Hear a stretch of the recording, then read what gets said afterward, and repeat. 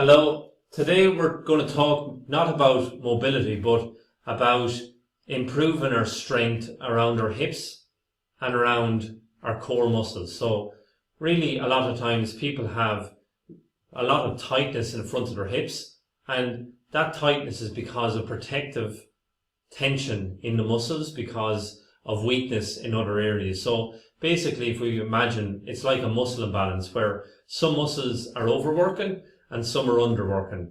So we've gone through a couple exercises that you can catch up on in order to improve some of the mobility or flexibility in some of the tight muscles. Now an exercise to actually strengthen up some of the ones that might be underworking.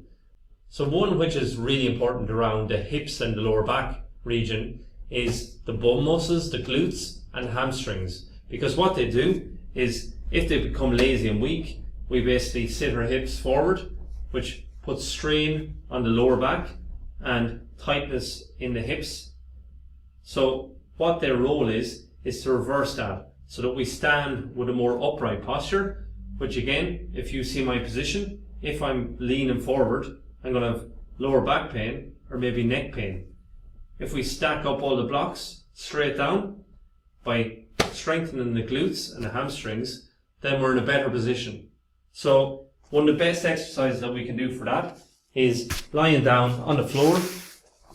You're going to have your two knees bent up so that your feet are flat, arms by your side, and simply bridge up, squeeze your bum at the top, and then dropping back down. So you're going to squeeze, hold for 2 seconds, and then back down.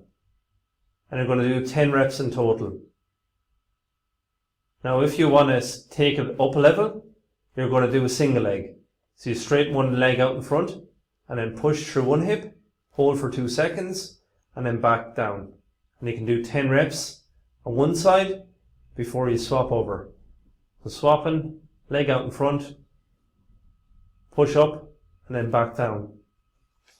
If you do the individual exercise, so let's say left and right, and you find there's a difference between left and right, then maybe concentrate on strengthening up the side that isn't as strong in order to balance off left and right. Because if we can get more symmetry, then there's less likelihood that we're going to be injured and that we're going to prevent some of the injuries, because a lot of injuries that I see in the clinic come from an asymmetry, a difference between left and right.